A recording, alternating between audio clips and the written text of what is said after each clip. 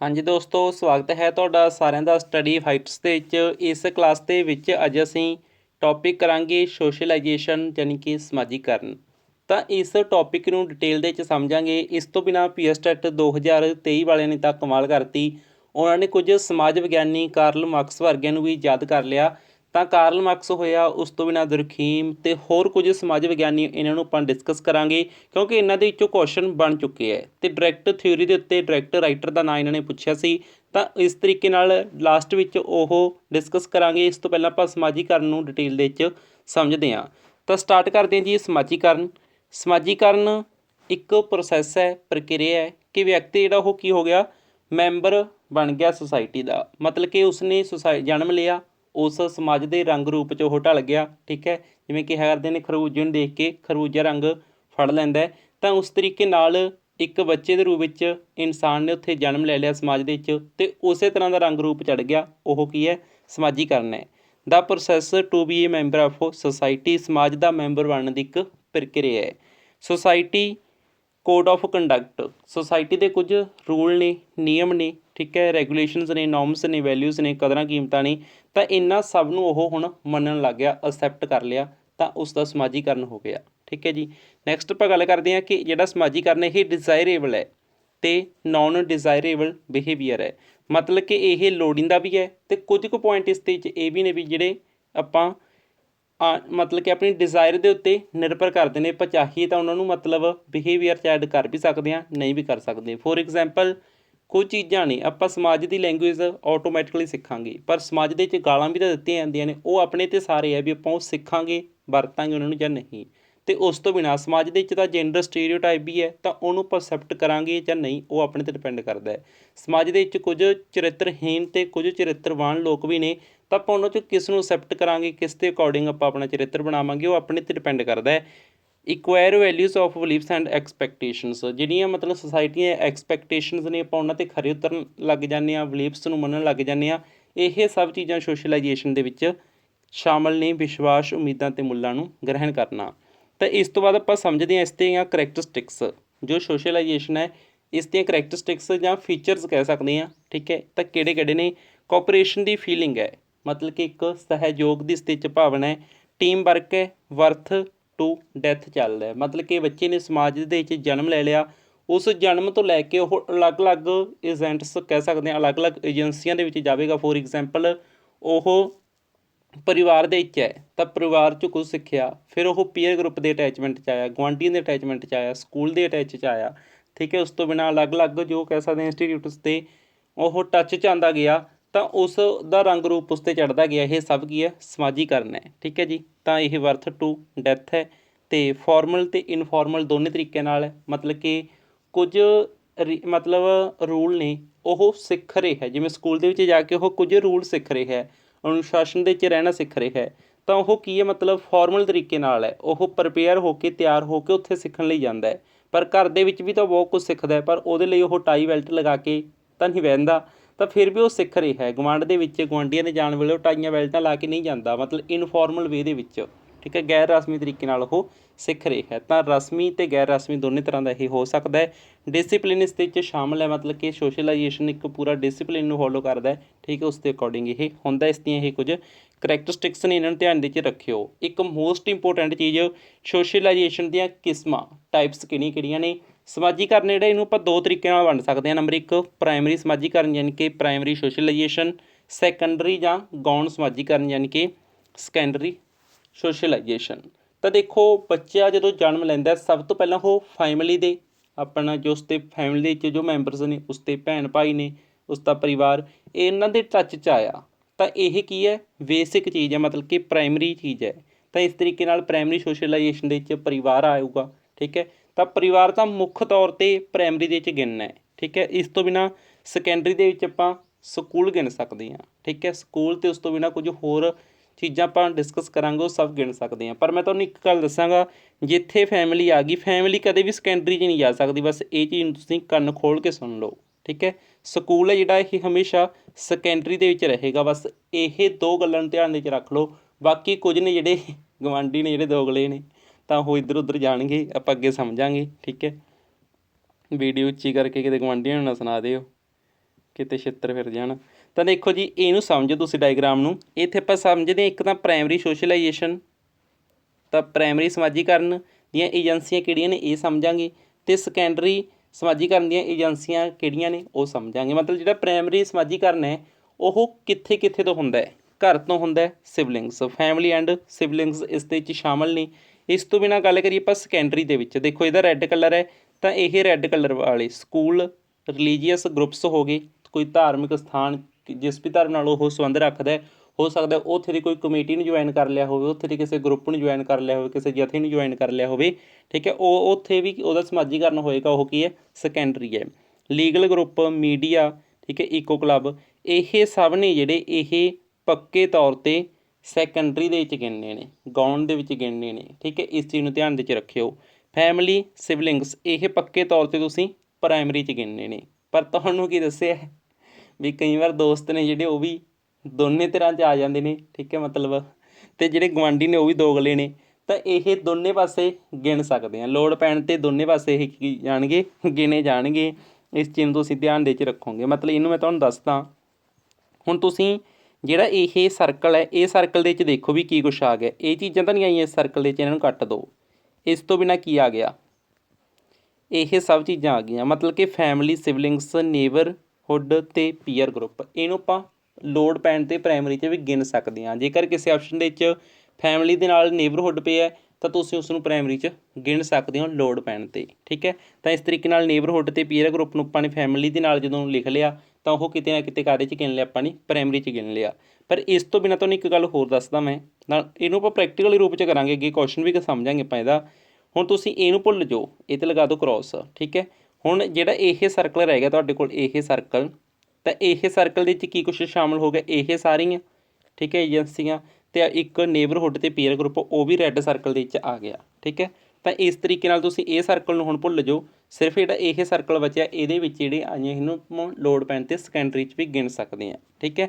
ਉਮੀਦ ਹੈ ਕਿ ਤੁਸੀਂ ਸਮਝ ਗਏ ਹੋਵੋਗੇ। ਸਿੰਪਲ ਦੀ ਚੀਜ਼ ਹੈ, ਮਤਲਬ ਕਹਿਣ ਦਾ ਮਤਲਬ ਇਹ ਹੈ ਕਿ ਫੈਮਿਲੀ ਹਮੇਸ਼ਾ ਪ੍ਰਾਇਮਰੀ 'ਚ, ਸਕੂਲ, ਇਹ religious group, legal group, media, eco club, ਇਹ ਹਮੇਸ਼ਾ ਸੈਕੰਡਰੀ 'ਚ ਗਿਣਨੇ ਨੇ, ਠੀਕ ਹੈ ਜੀ। ਇਹ ਦੋਨੇ ਪਾਸੇ ਲੋੜ ਪੈਣ 'ਤੇ ਗਿਣੇ ਜਾ ਸਕਦੇ ਨੇ, ਠੀਕ ਹੈ। ਤਾਂ ਇਸ ਤਰੀਕੇ ਨਾਲ ਤੁਸੀਂ ਕੀ ਕਰੋਗੇ, ਇਸ ਚੀਜ਼ ਨੂੰ ਯਾਦ ਰੱਖੋਗੇ, ਠੀਕ ਹੈ। ਕਲਰ ਦੇ ਹਿਸਾਬ ਨਾਲ ਕੋਂਬੀਨੇਸ਼ਨ ਬਹੁਤ ਘੈਂਟ ਬਣਾਇਆ ਸੀ ਇਸ ਦਾ, ਤਾਂ ਉਮੀਦ ਹੈ ਕਿ ਤੁਸੀਂ ਸਮਝ ਗਏ ਹੋਵੋਗੇ। ਨੈਕਸਟ ਆਪਾਂ ਗੱਲ ਕਰਦੇ ਹਾਂ ਜੋ ਸਮਾਜੀਕਰਨ ਹੈ, ਇਸ 'ਤੇ ਪੜਾਅ ਨੇ, ਸਟੈਪਸ ਨੇ, ਉਹਨਾਂ ਸਟੈਪਸ ਦੇ ਅਕੋਰਡਿੰਗ ਕੀ ਹੈ ਇਹ ਹੁੰਦਾ ਹੈ। ਸਭ ਤੋਂ ਪਹਿਲਾਂ ਜਿਹੜਾ ਸਮਾਜੀਕਰਨ ਉਹ ਸ਼ੁਰੂ ਹੋ ਗਿਆ ਆਪਣਾ ਇਨਫੈਂਸੀ ਸਟੇਜ ਤੋਂ, ਠੀਕ ਹੈ। ਇਨਫੈਂਸੀ ਜਿਹੜੀ ਅਵਸਥਾ ਹੈ, ਜਨਮ ਤੋਂ 2 ਕੁ ਸਾਲ ਅਪਰੋਕਸੀਮੇਟ ਆਪਾਂ ਮੰਨਦੇ ਹਾਂ। ਤਾਂ ਇਸ ਅਵਸਥਾ ਦੇ ਵਿੱਚ ਕੀ ਹੈ, ਬੱਚਾ ਪਰਿਵਾਰ 'ਚ ਹੈ, ਹਾਲੇ ਉਹ ਸਕੂਲ 'ਚ ਤਾਂ ਨਹੀਂ ਜਾਣ ਲੱਗਿਆ, ਸਿਰਫ ਫੈਮਿਲੀ ਦੇ ਵਿੱਚ ਹੈ। ਹੋ ਸਕਦਾ ਉਹ ਚਾਚੇ, ਤਾਏ, ਮਾਸੀ, ਹੈ ਨਾ, ਕਿਸੇ ਰਿਸ਼ਤੇਦਾਰ ਦੇ ਟੱਚ 'ਚ ਹੈ, ਆਪਦੇ ਮਾਤਾ ਪਿਤਾ ਦੇ ਟੱਚ 'ਚ ਹੈ, ਭੈਣ ਭਾਈ ਦੇ ਟੱਚ 'ਚ ਹੈ। ਤਾਂ ਉਸ ਸਮੇਂ ਮਤਲਬ ਜਿਹੜੇ ਇਹ ਲੋਕ ਨੇ ਇਹ ਸਾਰਾ ਇਨਫੈਂਸੀ ਦੇ ਵਿੱਚ ਉਸ ਦਾ ਸੋਸ਼ਲਾਈਜੇਸ਼ਨ ਕਰਦੇ ਨੇ। ਉਹਨਾਂ ਤੋਂ ਜੋ ਵੀ ਉਹ ਚੀਜ਼ਾਂ ਸਿੱਖਦਾ, ਬਿਹੇਵੀਅਰ ਸਿੱਖਦਾ, ਇਹ ਉਸ ਦਾ ਇਨਫੈਂਸੀ ਦੀ ਸਟੇਜ ਵਿੱਚ ਸੋਸ਼ਲਾਈਜੇਸ਼ਨ ਹੁੰਦਾ, ਠੀਕ ਹੈ। ਮਤਲਬ ਇਹਨਾਂ ਨੂੰ ਐਡ ਕਰੋ ਨਾਲ, ਪਰਸਨ ਕਿਹੜੇ ਕਿਹੜੇ ਆ ਗਏ ਵੀ ਉਹਨਾਂ ਨੂੰ ਧਿਆਨ 'ਚ ਰੱਖੋ। ਅਰਲੀ ਚਾਈਲਡਹੁੱਡ ਦੇ ਵਿੱਚ, ਤਾਂ ਅਰਲੀ ਚਾਈਲਡਹੁੱਡ ਨੂੰ ਲਗਭਗ ਆਪਾਂ ਕਿੱਥੇ ਕੁ ਤੋਂ ਮੰਨਦੇ ਹਾਂ, ਮਤਲਬ 3 ਕੁ ਤੋਂ ਅਪਰੋਕਸੀਮੇਟ, ਇੱਕ ਮੈਂ ਜਨਰਲ ਆਈਡੀਆ ਦੇ ਰਿਹਾ, ਆਪਾਂ ਕੀ ਮੰਨਦੇ ਹਾਂ 3 ਤੋਂ 6 ਕੁ ਸਾਲ ਦੀ ਉਮਰ ਹੈ ਜਿਹੜੀ ਉਹ ਆਪਾਂ ਕਾਹਦੇ 'ਚ ਮੰਨਦੇ ਹਾਂ, ਅਰਲੀ ਚਾਈਲਡਹੁੱਡ 'ਚ ਗਿਣਦੇ ਹਾਂ। ਤਾਂ ਇਸ ਦੇ ਵਿੱਚ ਉਹ ਗੁਆਂਢ 'ਚ ਵੀ ਜਾਣ ਲੱਗ ਗਿਆ, ਗੁਆਂਢੀਆਂ ਦੇ ਵੀ ਟੱਚ 'ਚ ਆਉਣ ਲੱਗ ਗਿਆ, ਖੇਡਣ ਲਈ ਗੁਆਂਢ ਜਾਣ ਲੱਗ ਗਿਆ। ਹੋ ਸਕਦਾ ਉਹ ਕਿਸੇ ਆਂਗਣਵਾੜੀ ਵਗੈਰਾ 'ਚ, ਮਤਲਬ ਹੋ ਸਕਦਾ ਮਤਲਬ ਉਸ ਦਾ ਜਿਹੜਾ ਹਾਲੇ ਵੀ ਪਰੀ ਸਕੂਲ ਹੈ, ਹਾਲੇ ਮਤਲਬ ਸਕੂਲ 'ਚ ਤਾਂ ਜਾਣ ਨਹੀਂ ਲੱਗਿਆ, ਸਕੂਲ 'ਚ ਤਾਂ ਵੀ ਅਪਰੋਕਸੀਮੇਟ ਆਪਾਂ ਇਹ ਮੰਨਾਂਗੇ 6 ਕੁ ਸਾਲ ਦਾ ਜਾਂਦਾ ਹੈ। ਪਰ ਨਰਸਰੀ KG ਕਲਾਸਾਂ 'ਚ ਛੋਟੀ ਉਮਰ ਦਾ ਜਾਣ ਲੱਗ ਜਾਂਦਾ।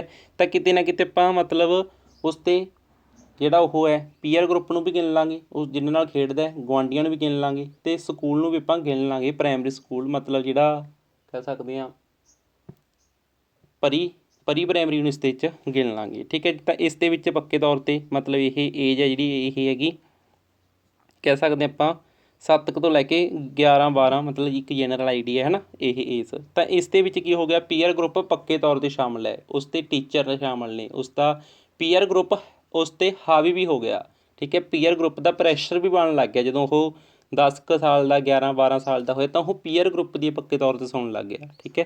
ਤਾਂ ਇਹ ਉਸ 'ਤੇ ਸੋਸ਼ਲਾਈਜੇਸ਼ਨ ਵਿੱਚ ਕੀ ਕਰਨਗੇ, ਹਿੱਸਾ ਨਿਭਾਉਣਗੇ। ਟੀਚਰ ਆ ਸਕਦਾ ਹੈ, ਇਸ ਤੋਂ ਬਿਨਾਂ ਹੋ ਸਕਦਾ ਵੀ ਉਹ ਟੀਚਰ ਆ ਜਾਣਗੇ, ਮਤਲਬ ਸਕੂਲ ਅਤੇ ਪੀਅਰ ਗਰੁੱਪ ਇਸ ਦੇ ਵਿੱਚ ਪੱਕੇ ਤੌਰ 'ਤੇ ਆ ਜਾਊਗਾ, ਠੀਕ ਹੈ। ਇਸ ਤੋਂ ਬਿਨਾਂ ਅਡੋਲਸੈਂਸ ਏਜ ਦੇ ਵਿੱਚ ਉਹ ਮਤਲਬ ਹੁਣ ਹੋ ਸਕਦਾ ਇੱਕ ਕੋਈ ਗਰੁੱਪ ਬਣਾਈ ਫਿਰਦਾ ਹੋਵੇ, ਗੈਂਗ ਬਣਾਈ ਫਿਰਦਾ ਹੋਵੇ, ਹੈ ਨਾ, ਉਹ ਆ ਗਿਆ।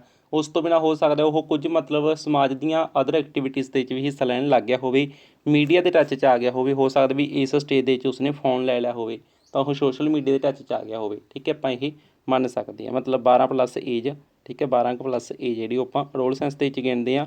ਠੀਕ ਹੈ, ਤਾਂ ਇਹ ਸਭ ਜਿਹੜਾ ਇਸ ਦੇ 'ਚ ਆ ਜਾਊਗਾ। ਠੀਕ ਹੈ ਜੀ, ਤਾਂ ਇਸ ਚੀਜ਼ ਨੂੰ ਤੁਸੀਂ ਧਿਆਨ ਦੇ 'ਚ ਰੱਖਿਓ। ਤਾਂ ਇਹ ਕੁਝ ਸਟੈਪ ਸੀ, ਸਿੰਪਲੀ ਇਹਨਾਂ ਨੂੰ ਤੁਸੀਂ ਯਾਦ ਰੱਖਣਾ। ਨੈਕਸਟ ਆਪਾਂ ਗੱਲ ਕਰਦੇ ਹਾਂ ਕਿ ਏਜੰਸੀਆਂ ਕਿਹੜੀਆਂ ਕਿਹੜੀਆਂ ਨੇ। ਠੀਕ ਹੈ, ਏਜੰਸੀਆਂ ਨੂੰ ਡਾਇਰੈਕਟ ਯਾਦ ਕਰੋ, ਉਹੀ ਨੇ ਇਹ। ਮਤਲਬ ਉਦੋਂ ਆਪਾਂ ਨੇ ਵੰਡ ਕੇ ਕਰ ਲਈਆਂ ਵੀ ਅੱਧੀਆਂ ਪ੍ਰਾਇਮਰੀ 'ਚ ਅੱਧੀਆਂ ਸੈਕੰਡਰੀ 'ਚ, ਉਹੀ ਨੇ। ਫੈਮਿਲੀ, ਠੀਕ ਹੈ, ਏਜੰਟਸ ਕਿਹਾ ਜਾ ਸਕਦਾ, ਏਜੰਟਸ ਆਫ ਸੋਸ਼ਲਾਈਜੇਸ਼ਨ। ਠੀਕ ਹੈ, ਤਾਂ family, neighbourhood, school, education related ਕੋਈ ਹੋਰ ਐਕਟੀਵਿਟੀ ਕਿਸੇ ਇੰਸਟੀਟਿਊਟ 'ਚ ਜਾਂਦਾ ਹੋ ਸਕਦਾ ਉਹ, ਇਕਨੋਮਿਕ ਸਟੇਟਸ, ਠੀਕ ਹੈ, ਪੀਅਰ ਗਰੁੱਪ, ਈਕੋ ਕਲੱਬਸ ਹੋ ਗਏ, ਮੀਡੀਆ, ਲੀਗਲ ਸਟੇਟਸ ਉਸਦਾ। ਠੀਕ ਹੈ, ਤਾਂ ਇਹ ਚੀਜ਼ਾਂ ਉਸ ਨੂੰ ਹੁਣ ਪ੍ਰਭਾਵਿਤ ਕਰਦੀਆਂ ਨੇ, ਉਸ 'ਤੇ ਸੋਸ਼ਲਾਈਜੇਸ਼ਨ ਦੇ ਉੱਤੇ ਇਹ ਚੀਜ਼ਾਂ ਅਫੈਕਟ ਪਾਉਂਦੀਆਂ ਨੇ। ਠੀਕ ਹੈ, ਤਾਂ ਉਸ ਨੂੰ ਪ੍ਰਭਾਵਿਤ ਕਰਦੀਆਂ ਨੇ, ਉਸ 'ਤੇ ਸੋਸ਼ਲਾਈਜੇਸ਼ਨ ਨੂੰ।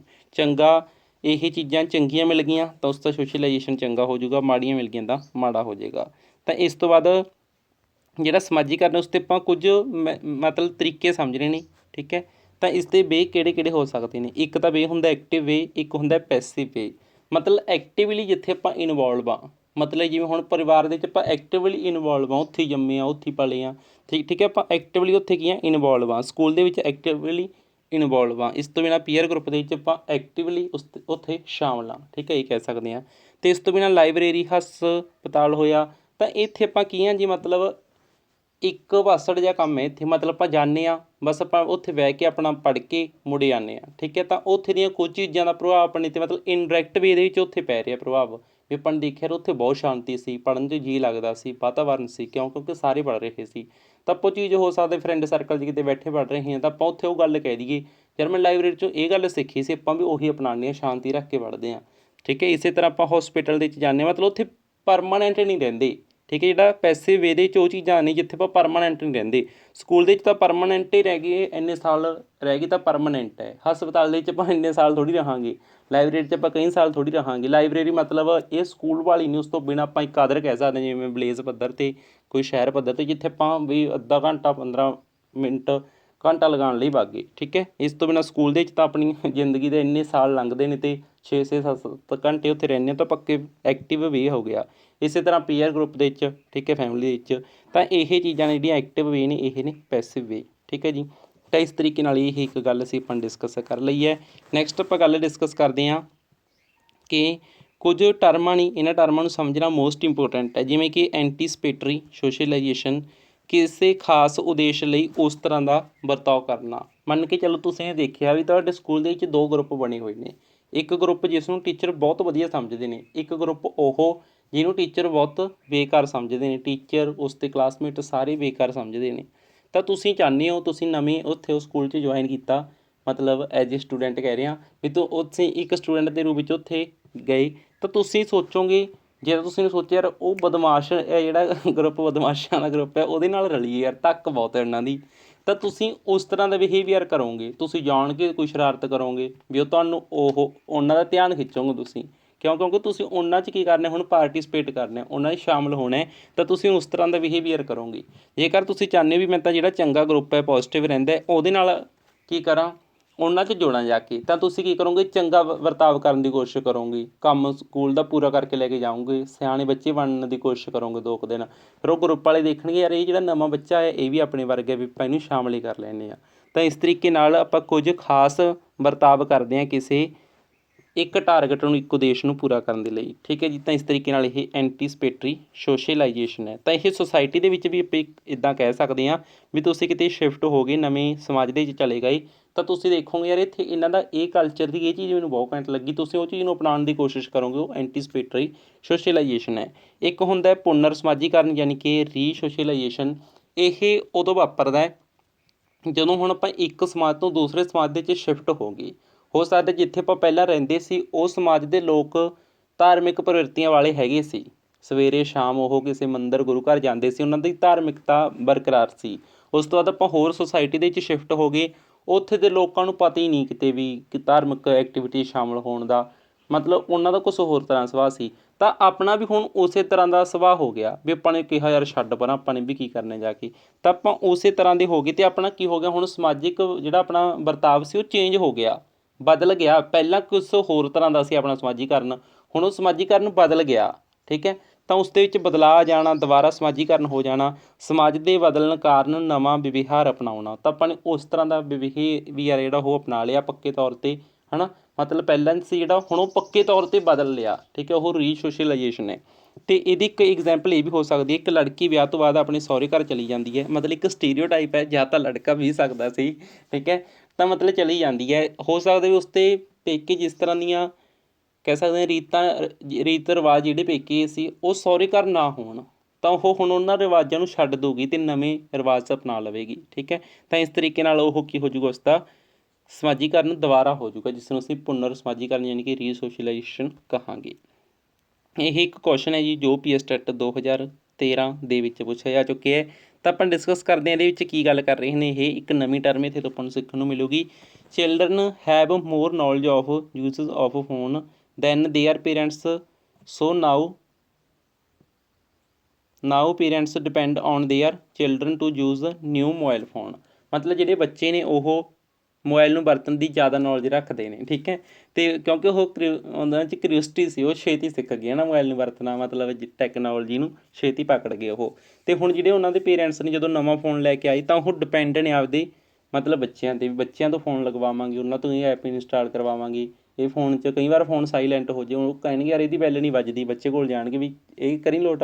ਤਾਂ ਇੱਦਾਂ ਉਹ ਮਤਲਬ ਕੀ ਹੋ ਗਿਆ, ਡਿਪੈਂਡ ਹੋ ਗਏ, ਪੇਰੈਂਟਸ ਡਿਪੈਂਡ ਹੋ ਗਏ ਛੋਟਿਆਂ 'ਤੇ। ਹੁਣ ਉਮਰ ਵਿੱਚ ਛੋਟੇ ਸੀ ਅਤੇ ਉਹਨਾਂ 'ਤੇ ਡਿਪੈਂਡ ਹੋ ਗਏ। ਹੁਣ ਜਿਹੜੇ ਬੱਚੇ ਨੇ ਉਹ ਸਿਖਾਉਣਗੇ ਪੇਰੈਂਟਸ ਨੂੰ ਫੋਨ ਚਲਾਉਣਾ।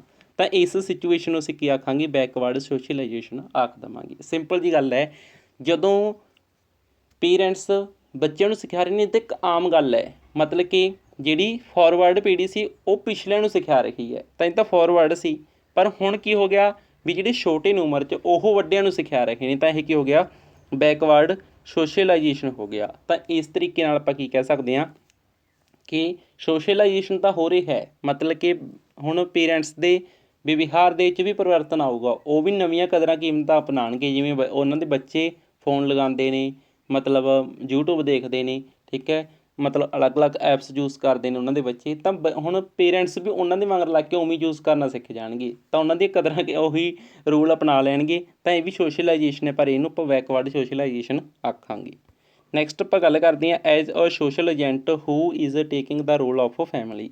ਮਤਲਬ ਕਿ ਫੈਮਿਲੀ ਦਾ ਰੋਲ ਹੈ ਜਿਹੜਾ ਉਹ ਕੌਣ ਲੈ ਸਕਦਾ ਹੈ।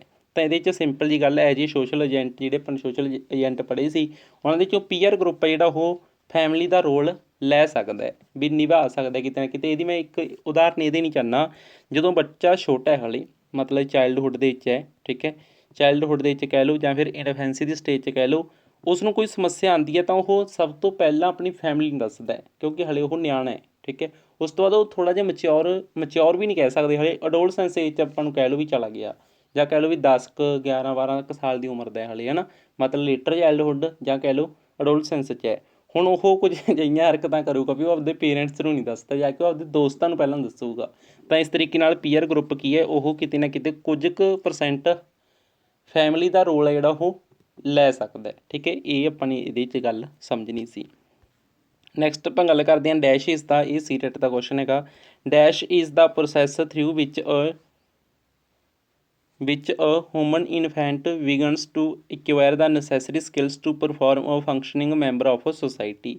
ਮਤਲਬ ਕਿ ਮਨੁੱਖ ਦਾ ਇੱਕ ਬੱਚਾ ਕੀ ਕਰ ਦਿੰਦਾ, ਉਹ ਇਕਵਾਇਰ ਕਰਨਾ, ਕੁਝ ਸਕਿੱਲਸ ਨੇ ਜਿਹੜੀਆਂ ਉਹਨਾਂ ਨੂੰ ਇਕਵਾਇਰ ਕਰਨਾ ਸ਼ੁਰੂ ਕਰ ਦਿੰਦਾ ਹੈ, ਗ੍ਰਹਿਣ ਕਰਨਾ ਸ਼ੁਰੂ ਕਰ ਦਿੰਦਾ ਹੈ, ਅਤੇ ਉਹਨਾਂ ਦੇ ਅਕੋਰਡਿੰਗ ਫੰਕਸ਼ਨਿੰਗ ਕਰਦਾ ਹੈ। ਕਾਹਦੇ ਲਈ, ਸੁਸਾਇਟੀ ਦਾ ਮੈਂਬਰ ਬਣਨ ਦੇ ਲਈ, ਹੈ ਨਾ। ਸੁਸਾਇਟੀ ਦੇ ਮੈਂਬਰ ਦੇ ਰੂਪ ਵਿੱਚ ਫੰਕਸ਼ਨਿੰਗ ਕਰਨੀ ਸ਼ੁਰੂ ਕਰ ਦਿੰਦਾ। ਇਹਨੂੰ ਸਿੰਪਲ ਜੀ ਗੱਲ ਆਪਾਂ ਸੋਸ਼ਲਾਈਜੇਸ਼ਨ ਕਹਾਂਗੇ, ਸਮਾਜੀਕਰਨ ਕਹਾਂਗੇ। ਉਹਨੇ ਇੱਕ ਮੈਂਬਰ ਦੀ ਤਰ੍ਹਾਂ ਬਿਹੇਵੀਅਰ ਕਰਨਾ ਸ਼ੁਰੂ ਕਰਤਾ, ਪ੍ਰਤੀਕਿਰਿਆ ਜਿਹੜੀ ਉਹ ਮੈਂਬਰ ਵਾਲੀ ਹੋ ਕੇ ਜਿਵੇਂ ਸੁਸਾਇਟੀ ਦੇ ਮੈਂਬਰ ਕਰਦੇ। ਸਿੰਪਲ ਜੀ ਗੱਲ ਇਹ ਸੋਸ਼ਲਾਈਜੇਸ਼ਨ ਹੋ ਜਾਵੇਗਾ।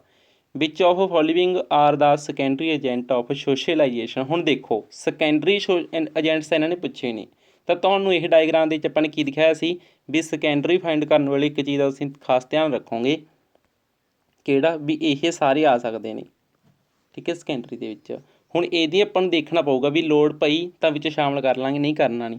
ਹੁਣ ਤੁਸੀਂ ਇਹਦਾ ਉਲਟ ਇਹ ਦੇਖੋ ਪ੍ਰਾਇਮਰੀ 'ਚ ਕਿਹੜੇ ਨੇ, ਪ੍ਰਾਇਮਰੀ 'ਚ ਫੈਮਿਲੀ ਅਤੇ ਸਿਵਲਿੰਗਸ ਨੇ। ਤਾਂ ਹੁਣ ਇਹਦੀਆਂ ਆਪਾਂ ਆਪਸ਼ਨਾਂ ਕੱਟਦੇ ਹਾਂ, ਆਪਸ਼ਨਾਂ ਕੱਟਾਂਗੇ ਜਦੋਂ ਆਪਾਂ ਨੂੰ ਫਿਰ ਇਹ ਕੁਐਸਚਨ ਵਧੀਆ ਤਰੀਕੇ ਨਾਲ ਕਲੀਅਰ ਹੋ ਜਾਊਗਾ, ਇਹਨੂੰ ਆਪਾਂ ਈਜ਼ੀਲੀ ਸੋਲਵ ਕਰ ਪਾਵਾਂਗੇ। ਤਾਂ ਦੇਖੋ ਇਹਦੀਆਂ ਆਪਸ਼ਨਾਂ ਕੱਟਦੇ ਹਾਂ ਆਪਾਂ। ਇਹਨਾਂ ਨੇ ਪੁੱਛਿਆ ਸੈਕੰਡਰੀ, ਤਾਂ ਆਪਾਂ ਪ੍ਰਾਇਮਰੀ ਵਾਲੇ ਦੇਖਦੇ ਹਾਂ। ਹੁਣ ਫੈਮਿਲੀ ਹੈ, ਇਹ ਤਾਂ ਪ੍ਰਾਇਮਰੀ ਹੈ, ਤਾਂ ਇਹ ਆਪਸ਼ਨ ਤਾਂ ਆ ਹੀ ਨਹੀਂ ਸਕਦੀ। ਫੈਮਿਲੀ ਵਾਲੀ ਆਪਸ਼ਨ ਨੂੰ ਸੈਕੰਡਰੀ 'ਚ ਗਿਣ ਹੀ ਨਹੀਂ ਸਕਦੇ, ਠੀਕ ਹੈ।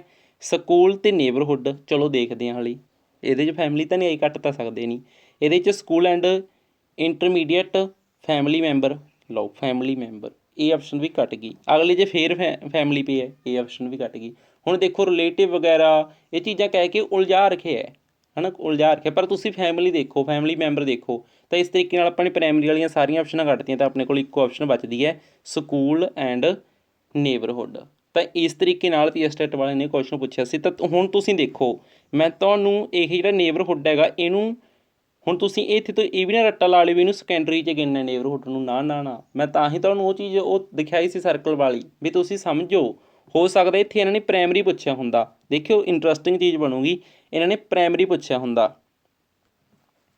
ਇਹਦਾ ਤਾਂ ਸਮਝ ਗਏ ਨਾ, ਬੀ ਆਨਸਰ ਆਊਗਾ ਆਪਸ਼ਨ ਬੀ। ਹੁਣ ਮੰਨ ਕੇ ਚੱਲੋ ਬਾਕੀ ਆਪਸ਼ਨਾਂ ਨੂੰ ਕੱਟੋ, ਇਹਨਾਂ ਨੂੰ ਇੱਕ ਵਾਰ ਇਹਨੂੰ ਕੱਟੋ। ਪਹਿਲੀਆਂ ਦੋ ਆਪਸ਼ਨਾਂ ਨੇ, ਇਹਨਾਂ 'ਚ ਤੁਹਾਨੂੰ ਕਹਿਤਾ ਵੀ ਤੁਸੀਂ primary agent of socialisation select ਕਰੋ। ਤਾਂ ਹੁਣ ਦੱਸੋ ਤੁਸੀਂ ਕਿਹੜਾ ਕਰੋਗੇ? ਤੁਸੀਂ ਕਹਿ ਦੋਗੇ ਇਸ ਤਾਂ ਫਸਟ ਆਪਸ਼ਨ ਸਿਲੈਕਟ ਕਰਾਂਗੇ ਫੈਮਿਲੀ ਐਂਡ ਨੇਬਰਹੁੱਡ। ਉਹੀ ਗੱਲ ਹੋ ਗਈ ਨਾ, ਨੇਬਰਹੁੱਡ ਗਵਾਂਢੀ ਦੋਗਲਾ ਸੀ ਤਾਂ ਉਹ ਫੈਮਿਲੀ ਨਾਲ ਵੀ ਆ ਕੇ ਖੜ੍ਹ ਗਿਆ, ਠੀਕ ਹੈ। ਤਾਂ ਇਸ ਤਰੀਕੇ ਨਾਲ ਹੁਣ ਇਹ ਨੇਬਰਹੁੱਡ ਜਿਹੜਾ ਉਹਨੂੰ ਆਪਾਂ ਨੇ ਪ੍ਰਾਇਮਰੀ 'ਚ ਵੀ ਗਿਣ ਲਿਆ, ਪ੍ਰਾਇਮਰੀ ਦੇ 'ਚ ਫੈਮਿਲੀ ਅਤੇ ਨੇਬਰਹੁੱਡ ਵੀ ਆਪਾਂ ਕਹਿ ਸਕਦੇ ਹਾਂ। ਤਾਂ ਇਸ ਤਰੀਕੇ ਨਾਲ ਆਪਾਂ ਨੇ ਇਹ ਚੀਜ਼ ਨੂੰ ਮਤਲਬ ਪੂਰੀ ਕਲੈਰਿਟੀ ਇਸ ਦੇ ਬਾਰੇ ਰੱਖਣੀ ਹੈ, ਠੀਕ ਹੈ। ਕੁਐਸਚਨ ਇਸ ਤਰੀਕੇ ਨਾਲ ਇਹਦੇ 'ਚੋਂ ਬਣੂਗਾ, ਠੀਕ ਹੈ ਜੀ। ਤਾਂ ਇਸ ਤੋਂ ਬਾਅਦ ਆਪਾਂ ਇੱਕ ਇੰਪੋਰਟੈਂਟ ਥਿਊਰੀ ਸਮਝਦੇ ਹਾਂ। ਤਾਂ ਇਹ ਜੋ ਆਪਣੇ ਕੋਲ ਥਿਊਰੀ ਹੈ, ਪਹਿਲਾਂ ਤਾਂ ਇਹਦਾ ਡਾਇਗਰਾਮ ਦੇਖ ਲਓ ਪੂਰਾ, ਠੀਕ ਹੈ। ਇਸ ਦੇ ਵਿੱਚ 5 ਲੈਵਲ ਨੇ, ਪਹਿਲਾਂ ਤਾਂ ਇਹ 5 ਦੇ 5 ਲੈਵਲ ਯਾਦ ਕਰਨੇ ਤੁਹਾਡੇ ਲਈ ਮੋਸਟ ਇੰਪੋਰਟੈਂਟ ਨੇ, ਠੀਕ ਹੈ ਜੀ। ਪਹਿਲਾ ਲੈਵਲ ਮਾਈਕਰੋ, ਫਿਰ ਮੀਸੋ, ਫਿਰ ਐਕਸੋ, ਫਿਰ ਮੈਕਰੋ, ਫਿਰ ਕਰੋਨੋ।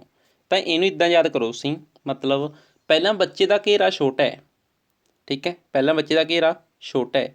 ਇਸ ਤੋਂ ਬਾਅਦ ਉਹਦਾ ਘੇਰਾ ਹੋਰ ਵਧਿਆ, ਠੀਕ ਹੈ। ਮਤਲਬ ਪਹਿਲਾਂ ਕੀ ਸੀ, ਉਹ ਸਿਰਫ ਫੈਮਿਲੀ ਦੇ ਟੱਚ ਸੀ, ਫਿਰ ਉਹ ਸਕੂਲ ਦੇ ਟੱਚ ਸੀ, ਫਿਰ ਸਕੂਲ ਅਤੇ ਮਤਲਬ ਜਿਹੜੇ ਫੈਮਿਲੀ ਵਾਲੇ ਸੀ ਉਹਨਾਂ ਦਾ ਇੱਕ ਰਿਸ਼ਤਾ ਬਣ ਗਿਆ, ਠੀਕ ਹੈ। ਉਸ ਦਾ ਸਰਕਲ ਵੱਧਦਾ ਗਿਆ। ਇਸ ਤਰ੍ਹਾਂ ਇਹਦੇ ਸਰਕਲ ਨੇ ਜਿਹੜੇ ਉਹ ਵੱਧਦੇ ਗਏ। ਤਾਂ ਇਹਨੂੰ ਆਪਾਂ ਡਿਟੇਲ ਦੇ ਵਿੱਚ ਸਮਝਾਂਗੇ, ਇਹ ਸਰਕਲ ਵੀ ਕਿਵੇਂ ਵਧੇ, ਠੀਕ ਹੈ। ਇਹਨੂੰ ਆਪਾਂ ਹੁਣ ਸਮਝਾਂਗੇ। ਇਸ ਦੇ ਲਈ ਤੁਸੀਂ ਪਹਿਲਾਂ ਇੱਕ ਚੀਜ਼ ਦਾ ਧਿਆਨ ਰੱਖੋ, ਇਕੋਲੋਜੀਕਲ ਮਾਡਲ ਥਿਊਰੀ ਜਿਹੜੀ ਇਹ ਦਿੱਤੀ ਹੈ ਜੂਰੀ ਬ੍ਰੌਨਫੈਨ-ਬ੍ਰੇਨਰ ਨੇ, ਨਾਮ ਵੱਡਾ ਜੇ, ਠੀਕ ਹੈ, ਧਿਆਨ ਦੇ ਵਿੱਚ ਰੱਖਿਓ, ਬੀ ਫੋਰ ਵੱਡਾ, ਠੀਕ ਹੈ। ਅਤੇ ਆਰਗੇਨਿਜ਼ਮ, ਇੰਟਰੈਕਸ਼ਨ, ਇਨਵਾਇਰਮੈਂਟ, ਇਹ ਇਸ ਦੀ ਥਿਊਰੀ ਦੇ ਕੁਝ ਫੈਕਟਰ ਨੇ। ਮਤਲਬ ਕਿ ਇਹ ਕੀ ਗੱਲ ਆਖ ਰਿਹਾ ਹੈ, ਕਹਿੰਦਾ ਵੀ ਇੰਟਰੈਕਸ਼ਨ ਹੋ ਰਹੀ ਹੈ, ਜਿਹੜੇ ਆਪਾਂ ਨੇ ਹੁਣ ਸਮਾਜੀਕਰਨ ਦੇ ਏਜੰਟਸ ਸਮਝੇ ਸੀ ਨਾ, ਮਤਲਬ ਜਿਵੇਂ ਫੈਮਿਲੀ ਕੀ ਹੈ, ਏਜੰਟ ਹੈ, ਮਤਲਬ ਏਜੰਸੀ ਹੈ ਸਮਾਜੀਕਰਨ ਦੀ। ਇਸੇ ਤਰੀਕੇ ਨਾਲ ਆਪਾਂ ਨੇ ਸਕੂਲ ਸਮਝਿਆ ਸੀ, ਨੇਬਰਹੁੱਡ ਸਮਝਿਆ ਸੀ, ਉਸ ਤੋਂ ਬਿਨਾਂ ਆਪਾਂ ਨੇ ਹੋਰ ਮੀਡੀਆ ਸਮਝਿਆ ਸੀ। ਇਹ ਚੀਜ਼ਾਂ ਦੇ ਵਿੱਚ ਆਪਸੀ ਕੁਝ ਮਤਲਬ ਰਿਲੇਸ਼ਨ ਹੋਣਗੇ, ਉਹਦੇ ਬੇਸ 'ਤੇ ਬੱਚੇ ਦਾ ਸਰਕਲ ਬਣ ਰਿਹਾ ਹੈ ਨਾ, ਉਸ ਦਾ ਪੂਰਾ ਇੱਕ ਇਕੋਲੋਜੀਕਲ ਮਾਡਲ ਤਿਆਰ ਹੋ ਰਿਹਾ ਹੈ। ਤਾਂ ਇਸ ਚੀਜ਼ ਦੀ ਗੱਲ ਬ੍ਰੌਨਫੈਨ-ਬ੍ਰੇਨਰ ਨੇ ਕੀਤੀ ਹੈ। ਤਾਂ ਸਭ ਤੋਂ ਪਹਿਲਾਂ ਆਪਾਂ ਸਮਝਦੇ ਹਾਂ, ਇਹ ਜੋ ਬਲੈਕ ਸਰਕਲ ਹੈ, ਤੁਸੀਂ ਇਹਦੇ ਉੱਤੇ ਨਜ਼ਰ ਮਾਰੋ, ਇਹ ਕੀ ਹੈ, ਬੱਚਾ ਹੈ, ਠੀਕ ਹੈ।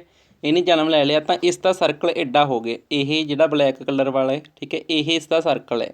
ਤਾਂ ਇਹ ਸਰਕਲ ਨੂੰ ਨਾਮ ਦਿੱਤਾ ਹੈਗਾ ਬ੍ਰੌਨਫੈਨ-ਬ੍ਰੇਨਰ ਨੇ ਮਾਈਕਰੋ ਸਿਸਟਮ, ਠੀਕ ਹੈ, ਮਾਈਕਰੋ ਸਿਸਟਮ। ਤਾਂ ਮਾਈਕਰੋ ਸਿਸਟਮ ਦੇ ਵਿੱਚ ਉਹ ਡਾਇਰੈਕਟ ਇੰਟਰੈਕਸ਼ਨ ਦੀ ਗੱਲ ਕਰਦਾ ਹੈ, ਮਤਲਬ ਕਿ ਜੋ ਉਸ 'ਤੇ ਡਾਇਰੈਕਟ ਟੱਚ 'ਚ ਆਉਂਦੇ ਨੇ, ਮਤਲਬ ਉਸ ਨੂੰ ਮਿਲਦੇ ਨੇ ਆ ਕੇ। ਜਿਵੇਂ ਹੁਣ ਬੱਚੇ ਨੂੰ ਕੀ ਮਿਲਦਾ, ਪੇਰੈਂਟਸ ਡਾਇਰੈਕਟ ਮਿਲਦੇ ਨੇ, ਉਸ 'ਤੇ ਮਤਲਬ ਭੈਣ ਭਾਈ, ਉਸ ਦੇ ਦੋਸਤ, ਟੀਚਰ, ਨੇਬਰਹੁੱਡ ਉਸ ਨਾਲ ਡਾਇਰੈਕਟ ਮਿਲਦੇ ਨੇ। ਮਤਲਬ ਕਿ ਜਿਹੜਾ ਇੱਕ ਬੱਚਾ ਹੈ ਉਸ ਦੇ ਨਾਲ ਉਹਨਾਂ ਦੀ ਡਾਇਰੈਕਟ ਸੰਬੰਧ ਹੈ, ਕਿਸੇ ਦਾ ਉਹ ਪੁੱਤ ਲੱਗਦਾ, ਕਿਸੇ ਦੀ ਉਹ ਧੀ ਲੱਗਦਾ ਹੋ ਸਕਦਾ ਬੱਚਾ, ਠੀਕ ਹੈ, ਅਤੇ ਕਿਸੇ ਦਾ ਮਤਲਬ ਭਾਈ ਲੱਗਦਾ ਹੈ ਨਾ, ਅਤੇ ਅਲੱਗ-ਅਲੱਗ ਉਸ ਦੇ ਰਿਸ਼ਤੇ ਨੇ, ਕਿਸੇ ਦਾ ਉਹ ਸਟੂਡੈਂਟ ਲੱਗਦਾ, ਕਿਸੇ ਦਾ ਦੋਸਤ ਲੱਗਦਾ। ਤਾਂ ਬੱਚੇ ਨਾਲ ਡਾਇਰੈਕਟ ਰਿਸ਼ਤਾ ਹੈ, ਠੀਕ ਹੈ। ਤਾਂ ਇਹ ਉਸ ਦਾ ਮਾਈਕਰੋ ਸਿਸਟਮ ਹੈ। ਤਾਂ ਮਾਈਕਰੋ ਸਿਸਟਮ ਦੇ ਵਿੱਚ ਇੱਕ ਏਜੰਟ ਡਾਇਰੈਕਟ ਉਸ ਨੂੰ ਪ੍ਰਭਾਵਿਤ ਕਰਦਾ ਬੱਚੇ ਨੂੰ, ਠੀਕ ਹੈ। ਇਸ ਦੇ ਵਿੱਚ ਕਿਹੜੇ ਏਜੰਟ ਆ ਜਾਣਗੇ, ਫੈਮਿਲੀ ਆ ਜਾਊਗੀ, ਮਤਲਬ ਪੇਰੈਂਟਸ ਆ ਗਏ, ਟੀਚਰ ਆ ਗਏ, ਪੀਅਰ ਗਰੁੱਪ ਆ ਗਿਆ, ਅਤੇ ਨੇਬਰ ਆ ਗਏ। ਤਾਂ ਇਹ ਸਭ ਕੀ ਨੇ ਜੀ, ਮਾਈਕਰੋ ਸਿਸਟਮ ਦੇ ਵਿੱਚ ਆਉਂਦੇ ਨੇ, ਠੀਕ ਹੈ। ਸਮਝ ਗਏ, ਮਾਈਕਰੋ ਦੇ ਵਿੱਚ, ਮਾਈਕਰੋ ਛੋਟਾ ਇੱਦਾਂ ਸਮਝ ਲਿਓ, ਉਸ ਤੋਂ ਬਾਅਦ ਉਹਦਾ ਸਰਕਲ ਥੋੜ੍ਹਾ ਜਿਹਾ ਵੱਡਾ ਹੋਇਆ, ਇਹ ਸਰਕਲ ਜੋ ਤੁਹਾਨੂੰ ਦਿਖਾਈ ਦੇ ਰਿਹਾ ਹੈਗਾ ਇੱਥੇ, ਉਸ ਦਾ ਸਰਕਲ ਵੱਡਾ ਹੋ ਗਿਆ, ਇਹ ਬਣ ਗਿਆ ਉਹਦਾ ਸਰਕਲ। ਠੀਕ ਹੈ ਜੀ, ਉਸ ਦਾ ਸਰਕਲ ਹੁਣ ਇੱਦਾਂ ਦਾ ਬਣ ਗਿਆ, ਜਿਹਨੂੰ ਨਾਮ ਦਿੱਤਾ ਗਿਆ ਮੀਜੋ ਸਿਸਟਮ ਦਾ। ਮੀਜੋ ਸਿਸਟਮ ਦੇ ਵਿੱਚ ਕੀ ਹੋਇਆ, ਧਿਆਨ ਨਾਲ ਸਮਝਿਓ। ਆਪਾਂ ਉੱਪਰ ਕੀ ਡਿਸਕਸ ਕਰ ਚੁੱਕੇ ਸੀ, ਸਕੂਲ ਅਤੇ ਹੋਮ, ਇਹ ਦੋ ਥਾਵਾਂ ਨੇ ਜਿਹਦੇ 'ਚ ਉਹਦੇ ਇੱਕ ਸਕੂਲ ਦੇ ਵਿੱਚ ਉਸਦੇ ਟੀਚਰ ਨੇ ਅਤੇ ਘਰ ਦੇ ਵਿੱਚ ਉਸਦੇ ਪੇਰੈਂਟਸ ਨੇ। ਹੁਣ ਪੇਰੈਂਟਸ ਅਤੇ ਟੀਚਰ ਦਾ ਆਪਸੀ ਇੱਕ ਰਿਸ਼ਤਾ ਬਣ ਗਿਆ, ਸਮਝ ਰਹੇ ਹੋ ਵੀ ਟੀਚਰ ਅਤੇ ਪੇਰੈਂਟਸ ਦਾ ਰਿਸ਼ਤਾ ਬਣ ਗਿਆ। ਕਿਹਦੇ ਕਰਕੇ ਬਣਿਆ, ਟੀਚਰ ਦਾ ਅਤੇ ਪੇਰੈਂਟਸ ਦਾ, ਚਿਲਡਰਨ ਦੇ ਵਿੱਚ ਕਾਰਨ, ਬੱਚੇ ਦੇ ਕਾਰਨ। ਮਤਲਬ ਜਿਹੜੇ ਪੇਰੈਂਟਸ ਨੂੰ ਸਕੂਲ ਜਾ ਕੇ ਕੀ ਕਹਿੰਦੇ ਨੇ, ਅਸੀਂ ਫਲਾਣੇ ਬੱਚੇ ਦੇ ਮਾਂ ਬਾਪ ਹਾਂ। ਠੀਕ ਹੈ, ਟੀਚਰ ਹੋ ਸਕਦਾ ਘਰ ਆਵੇ ਤਾਂ ਉਹ ਪੇਰੈਂਟਸ ਨੂੰ ਆ ਕੀ ਕਹੂਗਾ, ਮੈਂ ਇਹ ਫਲਾਣੇ ਬੱਚੇ ਦਾ ਅਧਿਆਪਕ ਹਾਂ, ਹੈ ਨਾ। ਤਾਂ ਇਸੇ ਤਰ੍ਹਾਂ ਉਸਦੇ ਦੋਸਤ ਆਉਣਗੇ, ਉਸਦੇ ਦੋਸਤ ਮਤਲਬ ਪੇਰੈਂਟਸ ਨੂੰ ਆ ਕੇ ਮਿਲਣੇ, ਕਹਿਣਗੇ ਅਸੀਂ ਫਲਾਣੇ ਦੇ ਦੋਸਤ ਹਾਂ। ਤਾਂ ਹੁਣ ਇਸ ਤਰੀਕੇ ਨਾਲ ਉਹ ਪੇਰੈਂਟਸ ਅਤੇ ਟੀਚਰ ਆਪਸ 'ਚ ਜਾਣਨ ਲੱਗ ਗਏ, ਉਹਨਾਂ ਦਾ ਵੀ ਇੱਕ ਸਰਕਲ ਬਣ ਗਿਆ, ਉਹਨਾਂ ਦਾ ਵੀ ਇੱਕ ਸਿਸਟਮ ਬਣ ਗਿਆ। ਠੀਕ ਹੈ, ਤਾਂ ਇਸ ਤਰੀਕੇ ਨਾਲ ਬੱਚੇ ਦਾ ਘੇਰਾ ਹੋਰ ਵੱਡਾ ਹੋਇਆ, ਜਿਸ ਨੂੰ ਨਾਮ ਦਿੱਤਾ ਗਿਆ ਮੀਜੋ ਸਿਸਟਮ ਦਾ। ਇਹਦੇ ਵਿੱਚ ਕੀ ਹੋਊਗਾ, ਇੱਕ ਐਗਜ਼ਾਮਪਲਸ ਲਓ। ਹੁਣ ਮੰਨ ਕੇ ਚੱਲੋ ਸਕੂਲ ਦੇ ਵਿੱਚ ਪੇਰੈਂਟਸ ਟੀਚਰ ਮੀਟਿੰਗ ਹੁੰਦੀ ਹੈ, PTM ਹੁੰਦੀ ਹੈ, ਉਸ ਦੇ ਵਿੱਚ ਕੀ ਕਰਦੇ ਨੇ, ਮਤਲਬ ਪੇਰੈਂਟਸ ਅਤੇ ਟੀਚਰ ਆਪਸ 'ਚ ਮਿਲੇ, ਤਾਂ ਇਹ ਸਿਸਟਮ ਵੱਡਾ ਹੋ ਗਿਆ। ਇਹ ਕੀ ਹੋ ਗਿਆ, ਮੀਜੋ ਸਿਸਟਮ ਬਣ ਗਿਆ। ਠੀਕ ਹੈ, ਦੋ ਵਿਅਕਤੀਆਂ ਦਾ ਮਿਲਣਾ ਵਾਧੇ ਅਤੇ ਵਿਕਾਸ ਲਈ ਇਹ ਕਿਰਿਆ ਜਿਹੜੀ ਮਤਲਬ ਮੀਜੋ ਹੈ। ਹੁਣ ਬੱਚੇ ਦੇ ਪੇਰੈਂਟਸ ਅਤੇ ਟੀਚਰ ਰਲ ਕੇ ਸੋਚਣਗੇ ਵੀ ਬੱਚੇ ਦਾ ਵਾਧਾ ਕਿਵੇਂ ਕੀਤਾ ਜਾਵੇ, ਵਿਕਾਸ ਕਿਵੇਂ ਕੀਤਾ ਜਾਵੇ, ਇਸ ਤਰੀਕੇ ਨਾਲ ਉਹਦਾ ਇਫੈਕਟ ਪਿਆ।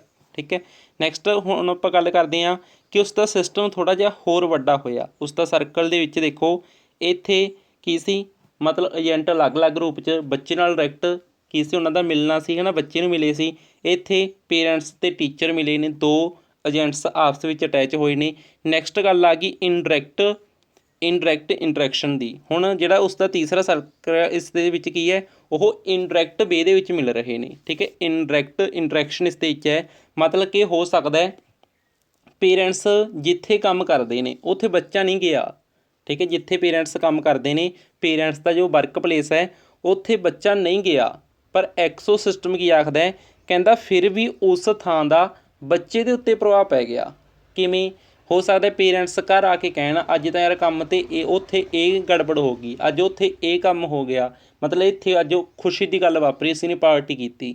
ਤਾਂ ਹੁਣ ਉਸ ਚੀਜ਼ ਦਾ ਪ੍ਰਭਾਵ, ਮਤਲਬ ਪੇਰੈਂਟਸ ਦੇ ਵਰਕ ਪਲੇਸ ਦਾ ਪ੍ਰਭਾਵ ਬੱਚੇ 'ਤੇ ਪੈ ਰਿਹਾ ਹੈ, ਤਾਂ ਇਹ ਕੀ ਹੈ, ਐਕਸੋ ਸਿਸਟਮ ਹੈ। ਠੀਕ ਹੈ, ਹੋ ਸਕਦਾ ਇੱਦਾਂ ਵੀ ਗੱਲ ਸਮਝੋ ਵੀ ਬੱਚੇ ਅਤੇ ਜੋ ਪੇਰੈਂਟਸ ਸੀ ਉਹਨਾਂ ਦੀ ਬਦਲੀ ਹੋ ਗਈ। ਪਹਿਲਾਂ ਉਹ ਮੰਨ ਕੇ ਚੱਲੋ ਬਰੇਟੇ ਕੰਮ ਕਰਦੇ ਸੀ, ਫਿਰ ਉਹ ਪਟਿਆਲੇ ਕੰਮ ਕਰਨ ਲੱਗ ਗਏ। ਤਾਂ ਹੁਣ ਬੱਚੇ ਨੂੰ ਵੀ ਨਾਲ ਜਾਣਾ ਪਿਆ ਆਪਦੇ ਪੇਰੈਂਟਸ ਦੇ, ਉੱਥੇ ਸ਼ਿਫਟ ਹੋਣਾ ਪਿਆ, ਉੱਥੇ ਰਹਿਣ ਲੱਗ ਗਿਆ ਪਰਿਵਾਰ। ਤਾਂ ਬੱਚੇ ਦਾ ਸਮਾਜੀਕਰਨ ਹੀ ਬਦਲ ਗਿਆ, ਬੱਚੇ ਦੇ ਦੋਸਤ ਮਿੱਤਰ ਵੀ ਬਦਲਣਗੇ, ਉੱਥੇ ਜਾ ਕੇ ਨਵੇਂ ਰਿਸ਼ਤੇ ਬਣਨਗੇ, ਨਵੇਂ ਦੋਸਤ ਮਿੱਤਰ ਬਣਨਗੇ। ਤਾਂ ਇਹ ਪੂਰੇ ਤਰੀਕੇ ਨਾਲ ਇਫੈਕਟ ਬੱਚੇ 'ਤੇ ਪੈ ਰਿਹਾ ਹੈ, ਮਤਲਬ ਇਨਡਾਇਰੈਕਟ ਵੇ ਦੇ ਵਿੱਚ ਪੈ ਰਿਹਾ ਹੈ, ਪਰ ਬੱਚੇ 'ਤੇ ਪ੍ਰਭਾਵ ਪੈ ਰਿਹਾ ਹੈ, ਤਾਂ ਉਸਦੇ ਸਮਾਜੀਕਰਨ 'ਤੇ ਪ੍ਰਭਾਵ ਪੈ ਰਿਹਾ ਹੈ। ਤਾਂ ਇਹ ਸਿਸਟਮ ਕੀ ਹੋ ਗਿਆ, ਐਕਸੋ ਦਾ ਸਿਸਟਮ ਇਹਨੂੰ ਆਪਾਂ ਕਹਾਂਗੇ। ਤਾਂ ਤਿੰਨ ਸਿਸਟਮ ਆਪਾਂ ਨੇ ਸਮਝ ਲਏ ਨੇ। ਨੈਕਸਟ ਆਪਾਂ ਹੁਣ ਗੱਲ ਕਰਦੇ ਹਾਂ ਫੋਰਥ ਸਰਕਲ ਦੀ। ਫੋਰਥ ਜੋ ਸਰਕਲ ਹੈ ਮੈਕਰੋ। ਠੀਕ ਹੈ ਜੀ, ਫੋਰਥ ਜਿਹੜਾ ਮੈਕਰੋ, ਦੇਖੋ ਇਹ ਜੋ ਯੈਲੋ ਸਰਕਲ ਹੈ ਇਹ ਸਾਰਾ। ਠੀਕ ਹੈ, ਤਾਂ ਇਸ ਦੇ ਵਿੱਚ ਕੀ ਹੈ, ਇਸ ਦੇ ਵਿੱਚ ਆਪਾਂ ਸ਼ਾਮਲ ਕਰਾਂਗੇ ਮੈਕਰੋ ਸਿਸਟਮ ਦੇ ਵਿੱਚ ਮਤਲਬ ਕੁਝ ਚੀਜ਼ਾਂ, ਜਿਵੇਂ ਕਿ ਆਪਾਂ ਕਹਿ ਸਕਦੇ ਹਾਂ ਕਲਚਰ ਦਾ ਕੀ ਹੈ, ਇਨਡਾਇਰੈਕਟ ਵੇ ਜਾਂ ਡਾਇਰੈਕਟ ਵੇ 'ਚ ਪ੍ਰਭਾਵ ਪੈਂਦਾ ਹੈ। ਠੀਕ ਹੈ, ਕਾਸਟ ਦਾ, ਲਾ ਦਾ, ਇਕਨੋਮੀ ਦਾ। ਹੁਣ ਬੱਚਾ ਕਾਨੂੰਨ ਦੇ ਅਕੋਰਡਿੰਗ ਵੀ ਚੱਲਣਾ ਸ਼ੁਰੂ ਹੋ ਗਿਆ, ਕਾਨੂੰਨ ਦੇ ਅਕੋਰਡਿੰਗ, ਕਲਚਰ ਦੇ ਅਕੋਰਡਿੰਗ ਬਿਹੇਵੀਅਰ ਕਰਨ ਲੱਗ ਗਿਆ, ਕਾਸਟ ਦੇ ਅਕੋਰਡਿੰਗ ਬਿਹੇਵੀਅਰ ਕਰਨ ਲੱਗ ਗਿਆ, ਉਸ ਦੀ ਇਕੋਨੋਮੀ ਉਸ 'ਤੇ ਪ੍ਰਭਾਵ ਪਾਉਣ ਲੱਗ ਗਈ। ਕਿਵੇਂ ਵੀ ਉਸ ਦੇ ਘਰ ਵਿੱਚ ਪੈਸਾ ਵਾਧੂ ਹੈ, ਖੁੱਲ੍ਹੇ, ਤਾਂ ਬੱਚਾ ਵੀ ਐਸ਼ੀਆਂ ਕਰੇਗਾ। ਘਰ ਵਿੱਚ ਗਰੀਬੀ ਹੈ ਤਾਂ ਬੱਚੇ ਨੂੰ ਵੀ ਥੋੜ੍ਹਾ ਜਿਹਾ ਘੁੱਟ ਕੇ ਚੱਲਣਾ ਪਵੇਗਾ। ਉਸ ਦਾ ਕਲਚਰ ਉਸ ਨੂੰ ਜੋ ਚੀਜ਼ਾਂ ਸਿਖਾਉਂਦਾ ਸੀ ਉਸ ਦੇ ਅਕੋਰਡਿੰਗ ਚੱਲਣਾ ਪਵੇਗਾ। ਠੀਕ ਹੈ, ਤਾਂ ਉਹ ਲਾ ਦੇ ਅਕੋਰਡਿੰਗ ਹੁਣ ਚੱਲੇਗਾ। ਹੁਣ ਲਾ ਉਸ ਨੂੰ ਅਫੈਕਟ ਕਰਨ ਲੱਗ ਗਿਆ। ਤਾਂ ਇਸ ਤਰੀਕੇ ਨਾਲ ਉਸ ਦਾ ਜਿਹੜਾ ਹੁਣ ਸੋਸ਼ਲਾਈਜੇਸ਼ਨ ਮੈਕਰੋ ਦੇ ਵਿੱਚ ਜਾ ਕੇ ਕੀ ਹੋਇਆ, ਮਤਲਬ ਕਿ ਲਾ ਦਾ ਪ੍ਰਭਾਵ ਪੈ ਗਿਆ, ਕਲਚਰ ਦਾ ਪ੍ਰਭਾਵ ਪੈ ਗਿਆ, ਕਾਸਟ ਦਾ, ਇਕਨੋਮੀ ਦਾ, ਇਹ ਸਭ ਚੀਜ਼ਾਂ ਦਾ ਪ੍ਰਭਾਵ ਪੈ ਗਿਆ। ਮੈਕਰੋ ਸਿਸਟਮ ਦੇ ਵਿੱਚ ਇਹ ਸਭ ਚੀਜ਼ਾਂ ਸ਼ਾਮਲ ਨੇ। ਠੀਕ ਹੈ ਜੀ, ਨੈਕਸਟ ਗੱਲ ਕਰਦੇ ਹਾਂ ਸਭ ਤੋਂ ਵੱਡੀ ਚੀਜ਼, ਸਭ ਤੋਂ ਵੱਡਾ ਸਰਕਲ ਆ ਗਿਆ ਕਰੋਨਾ ਦਾ। ਹੁਣ ਤੁਸੀਂ ਦੇਖੋ ਵੀ ਜਦੋਂ ਕਰੋਨਾ ਆਇਆ ਸੀ, ਮਤਲਬ ਇੱਕ ਵੈਸੇ ਐਗਜ਼ਾਮਪਲ ਹੈ, ਉਹ ਕਰੋਨਾ ਨਹੀਂ ਹੈਗੇ ਇਹ, ਵੀ ਜਦੋਂ ਕਰੋਨਾ ਆਇਆ ਸੀ ਤਾਂ ਬਹੁਤ ਕੁਝ ਬਦਲ ਗਿਆ। ਕਰੋਨਾ ਆਇਆ ਤਾਂ ਟੀਚਰਾਂ ਨੇ ਔਨਲਾਈਨ ਪੜ੍ਹਾਉਣਾ ਸਿੱਖ ਲਿਆ, ਬੱਚਿਆਂ ਨੇ ਔਨਲਾਈਨ ਪੜ੍ਹਨਾ ਸਿੱਖ ਲਿਆ। ਇਸ ਤੋਂ ਬਿਨਾਂ ਬਹੁਤ ਚੀਜ਼ਾਂ ਹੋਈਆਂ, ਜਿਹੜਾ ਵਿਅਕਤੀ ਔਨਲਾਈਨ ਪੈਸੇ ਭੇਜਣ ਨੂੰ ਵਧੀਆ ਨਹੀਂ ਸਮਝਦਾ ਸੀ, ਉਹਨੂੰ ਵਧੀਆ ਨਹੀਂ ਲੱਗਦਾ ਸੀ, ਉਹਨੇ ਔਨਲਾਈਨ ਪੈਸੇ ਭੇਜਣੇ ਸਿੱਖ ਲਏ। ਤਾਂ ਇਹ ਕੀ ਹੋ ਗਿਆ, ਕਰੋਨਾ ਨੇ ਕੀ ਕਰਤਾ, ਇੱਕ ਵੱਡਾ ਪਰਿਵਰਤਨ ਲਿਆਤਾ। ਤਾਂ ਹੁਣ ਕਰੋਨਾ ਤੋਂ ਯਾਦ ਰੱਖਿਓ, ਕਰੋਨਾ ਨੇ ਪਰਿਵਰਤਨ ਲਿਆਂਦਾ ਹੈ। ਤਾਂ ਕਰੋਨੋ ਸਿਸਟਮ ਦੇ ਵਿੱਚ ਕੀ ਹੁੰਦਾ, ਬੱਚੇ ਦਾ ਮਤਲਬ ਇੱਕ ਕਹਿ ਸਕਦੇ ਜਿਵੇਂ ਇਤਿਹਾਸਿਕ ਪਰਿਵਰਤਨ ਇਸ ਦੇ ਵਿੱਚ ਆ ਜਾਂਦਾ, ਇੱਕ ਹਿਸਟੋਰੀਕਲ ਚੇਂਜ ਆ ਜਾਂਦੇ ਨੇ। ਮਤਲਬ ਕਿ ਹਿਸਟੋਰੀਕਲ ਚੇਂਜ ਕੀ ਹੋ ਸਕਦਾ, ਕੋਈ ਮਹਾਂਮਾਰੀ ਆ ਗਈ, ਉਹਨੇ ਸਭ ਕੁਛ ਬਦਲਤਾ, ਸਮਝ ਰਹੇ ਹੋ। ਤਾਂ ਮਹਾਂਮਾਰੀ ਆ ਗਈ, ਉਹਨੇ ਸਭ ਕੁਛ ਬਦਲਤਾ। ਉਸ ਤੋਂ ਬਿਨਾਂ ਹੋ ਸਕਦਾ ਹੈ ਬੱਚੇ ਦੇ ਪੇਰੈਂਟਸ ਦਾ ਡਿਵੋਰਸ ਹੋ ਗਿਆ ਹੋਵੇ, ਉਸ ਨੂੰ ਨਵਾਂ ਬਾਪ ਜਾਂ ਨਵੀਂ ਮਾਂ ਮਿਲ ਗਈ ਹੋਵੇ, ਤਾਂ ਉਸ ਦਾ ਸਾਰਾ ਕੁਛ ਹੀ ਬਦਲ ਗਿਆ, ਠੀਕ ਹੈ। ਤਾਂ ਇਸ ਤਰ੍ਹਾਂ ਪੇਰੈਂਟਸ ਦਾ ਡਿਵੋਰਸ ਹੋਣਾ ਇੱਕ ਕਰੋਨੋ ਸਿਸਟਮ ਦਾ ਹਿੱਸਾ ਹੈ, ਠੀਕ ਹੈ। ਹੋ ਸਕਦਾ ਹੈ ਵੀ ਕਰੋਨਾ ਵਰਗੀਆਂ ਕੋਈ ਮਹਾਂਮਾਰੀ ਆ ਜਾਣ, ਡਿਜ਼ੀਜ਼ ਆ ਜਾਣ, ਬਿਮਾਰੀਆਂ ਆ ਜਾਣ, ਅੱਧਾ ਸਮਾਜ ਹੀ ਖਤਮ ਹੋ ਜਾਏ, ਅੱਧਾ ਪਿੰਡ ਹੀ ਖਤਮ ਹੋ ਜਾਏ। ਤਾਂ ਇਹ ਵੀ ਕੀ ਹੈ, ਪੂਰਾ ਵੱਡਾ ਪਰਿਵਰਤਨ ਹੈ। ਜਦੋਂ ਵੱਡਾ ਪਰਿਵਰਤਨ ਹੋਵੇ ਉਹ ਕਰੋਨਾ ਦੇ ਵਿੱਚ ਆਊਗਾ। ਇਸ ਤੋਂ ਬਿਨਾਂ ਕੋਈ ਨਵੀਂ ਖੋਜ ਹੋ ਜਾਣੀ, ਕਰੋਨਾ ਦੇ ਵਿੱਚ ਆਊਗੀ। ਫੋਰ ਐਗਜ਼ਾਮਪਲ, ਅੱਜ ਤੋਂ ਆਪਾਂ 7 ਸਾਲ ਪਹਿਲਾਂ ਕਹਿ ਲਓ, ਕਿਸੇ ਨੇ ਪੀ ਐਸ ਟੈਟ ਦੀ ਤਿਆਰੀ ਔਨਲਾਈਨ ਕੀਤੀ ਹੋਣੀ, ਬਹੁਤ ਘੱਟ ਨੇ ਕੀਤੀ ਹੋਣੀ ਜੇ ਕਰੀ ਹੋਣੀ। ਅੱਜ ਲਗਭਗ ਸਾਰੇ ਹੀ ਔਨਲਾਈਨ ਤਿਆਰੀ ਕਰ ਰਹੇ ਨੇ। ਕਿਉਂ? ਕਿਉਂਕਿ ਇੰਟਰਨੈਟ ਨੇ ਬਹੁਤ ਵੱਡਾ ਪਰਿਵਰਤਨ ਲੈ ਕੇ ਆਂਦਾ ਹੈ, ਸਮਝ ਰਹੇ ਹੋ। ਤਾਂ ਅੱਜ ਤੋਂ 10 ਸਾਲ ਪਹਿਲਾਂ ਕਿਸੇ ਨੂੰ ਵਟਸਐਪ ਬਾਰੇ ਨਹੀਂ ਪਤਾ ਹੋਣਾ, ਹੈ ਨਾ, ਮਤਲਬ ਟਾਮੀ ਨੂੰ ਪਤਾ ਹੋਣਾ, ਠੀਕ ਹੈ। ਚਲੋ 15 ਸਾਲ ਲਾ ਲਓ, 15-20 ਸਾਲ ਲਾ ਲਓ, ਵੀ ਕਿਸੇ ਨੂੰ ਪਤਾ ਨਹੀਂ ਹੋਣਾ। ਅਤੇ ਉਹ ਹੁਣ ਕੀ ਆਪਾਂ ਡਿਪੈਂਡ ਇਹਦੇ 'ਤੇ ਹਾਂ। ਕਿਸੇ ਨੂੰ ਕਹਿ ਦਿੰਦੇ ਹਾਂ ਵੀ ਕੋਈ ਮਾਮੂਲੀ ਜਿਹੀ ਕੈਲਕੂਲੇਸ਼ਨ ਕਰਕੇ ਕਿਸੇ ਦੁਕਾਨਦਾਰ ਤੋਂ ਸੌਦਾ ਲੈ ਆਏ, ਉਹਨੂੰ ਕਹਿਤਾ ਵੀ ਤੂੰ ਮੈਨੂੰ ਲਿਖ ਕੇ ਦੇ ਦੀ ਕਿੰਨਾ ਸਿਆਹ ਬਣ ਗਿਆ, ਉਹ ਕਹਿੰਦਾ ਮੈਂ ਤੈਨੂੰ ਵਟਸਐਪ ਕਰ ਦੂੰਗਾ, ਠੀਕ ਹੈ। ਆਪਾਂ ਹਰੇਕ ਚੀਜ਼, ਨਿੱਕੀ ਤੋਂ ਨਿੱਕੀ ਚੀਜ਼, ਹੋ ਸਕਦਾ ਕੋਈ ਆਪਣੇ ਪਰਲੇ ਕਮਰੇ 'ਚ ਬੈਠਾ ਹੋਵੇ ਆਪਣੇ ਤੋਂ, ਆਪਾਂ ਨੇ ਉਸ ਤੋਂ ਕੋਈ ਚੀਜ਼, ਕੋਈ ਮੈਸੇਜ ਮੰਗਵਾਉਣਾ, ਤਾਂ ਆਪਾਂ ਉਹਨੂੰ ਕਹਿ ਦਿੰਦੇ ਵਟਸਐਪ 'ਤੇ ਭੇਜੀ, ਫੋਟੋ ਖਿੱਚ ਕੇ ਭੇਜੀ, ਇਹ ਚੀਜ਼ ਦੀ ਮੈਂ ਦੇਖਣੀ ਹੈ।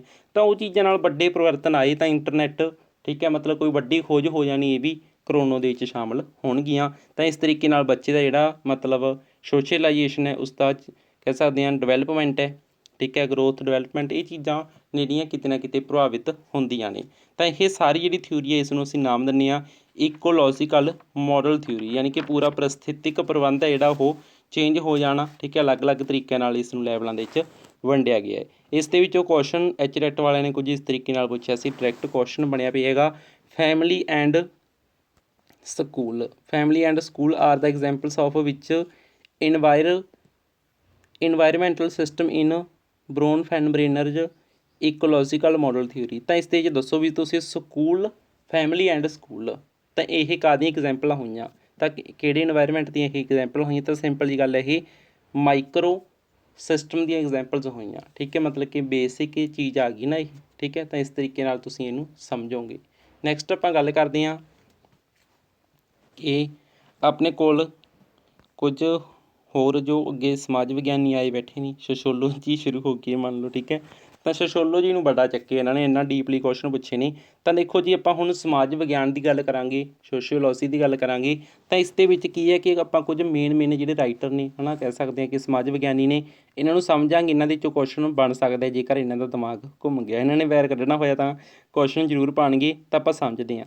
ਤਾਂ ਦੇਖੋ ਜੀ, ਅਗਸਤ ਕਾਮਤੇ ਸੀ, ਠੀਕ ਹੈ। ਅਗਸਤ ਕਾਮਤੇ ਨੂੰ ਫਾਦਰ ਆਫ ਸੋਸ਼ੋਲੋਜੀ ਕਿਹਾ ਜਾਂਦਾ, ਇੱਥੇ ਫਾਦਰ ਲਿਖ ਲਿਓ, ਠੀਕ ਹੈ। ਫਾਦਰ ਆਫ ਸੋਸ਼ੋਲੋਜੀ ਕਿਹਾ ਜਾਂਦਾ, ਯਾਨੀ ਕਿ ਸਮਾਜ ਵਿਗਿਆਨ ਦਾ ਪਿਤਾਮਾ ਕਿਹਾ ਜਾਂਦਾ। ਕਿਹਨੂੰ ਕਿਹਾ ਜਾਂਦਾ? ਅਗਸਤ ਕਾਮਤੇ ਨੂੰ, ਠੀਕ ਹੈ। ਇਹਦਾ ਨਾਮ ਇੱਦਾਂ ਪੈਂਦਾ ਹੈ। ਅਤੇ ਸਮਾਜ ਵਿਗਿਆਨ ਇਸ ਨੇ ਮਤਲਬ ਇੱਕ ਅਲੱਗ ਵਿਸ਼ਾ ਹੋ ਗਿਆ, ਫਿਲੋਸਫੀ ਤੋਂ ਅਲੱਗ ਹੋਇਆ, ਸਾਈਕੋ ਤੋਂ ਅਲੱਗ ਹੋਇਆ, ਫਿਲੋਸਫੀ ਤੋਂ ਕਹਿ ਸਕਦੇ ਹਾਂ ਵੀ ਅਲੱਗ ਹੋ ਗਿਆ। ਤਾਂ ਇਸ ਨੇ ਇਹਦਾ ਨਾਮ ਰੱਖਿਆ ਸਮਾਜ ਵਿਗਿਆਨ, ਠੀਕ ਹੈ। ਤਾਂ 1839 ਈਸਵੀ ਦੇ ਵਿੱਚ ਡੈਫੀਨੇਸ਼ਨ ਕੀ ਹੈ ਸੋਸ਼ੋਲੋਜੀ ਅਗਸਤ ਕਾਮਤੇ ਦੇ ਅਕੋਰਡਿੰਗ?